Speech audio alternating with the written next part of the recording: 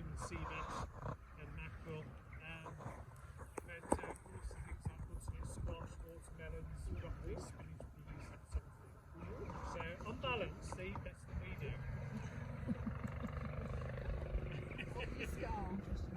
How has he got this? So he's just like, he can't find anything.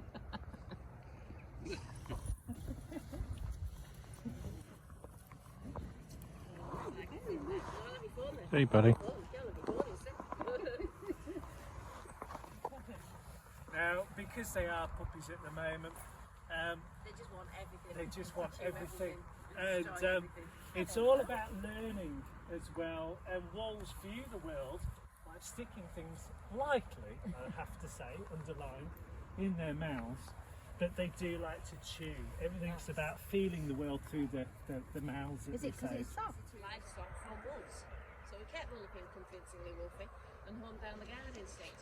Yeah. And that's what we did. And we did that with all our dogs. We wanted them to have longer legs, longer coats, faster, looks good in a jumper. We even have them sitting in teacups now. And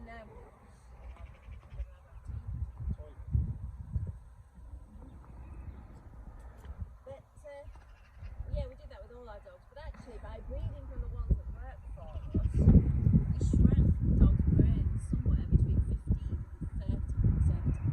And that arrested their development. Dogs are good dogs because mentally they never advance beyond being puppies. That's what makes a dog a good dog. What needs this? So, need a bit of room.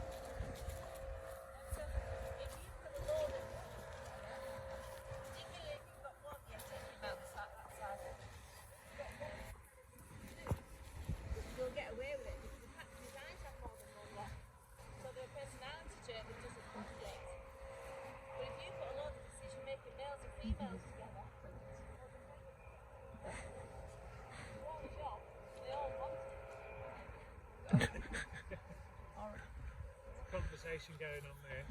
That's I'm about to roll over again. Yes. That's my tummy.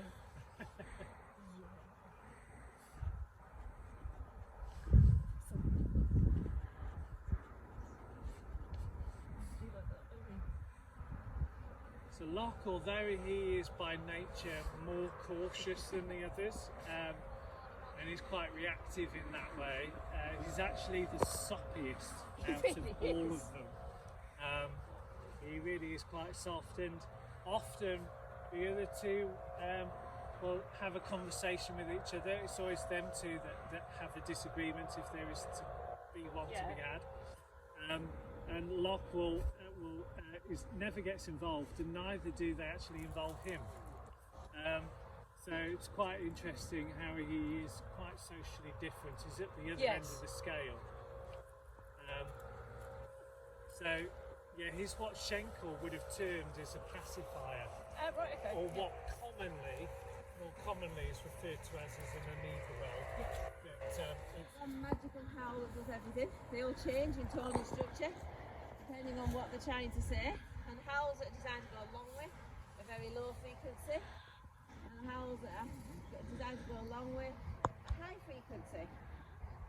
So you have call to expression howls, lament howls, lone wolf howls, regrouping howls, and there's lots of them. But we're going to do a family bonding howl, and it's a version of singing We Are Family, and I've got all my wolfies with me. And it's a way of affirming pack unity. So we'll set them off, and then our hybrid who will also join in, and they'll howl along too.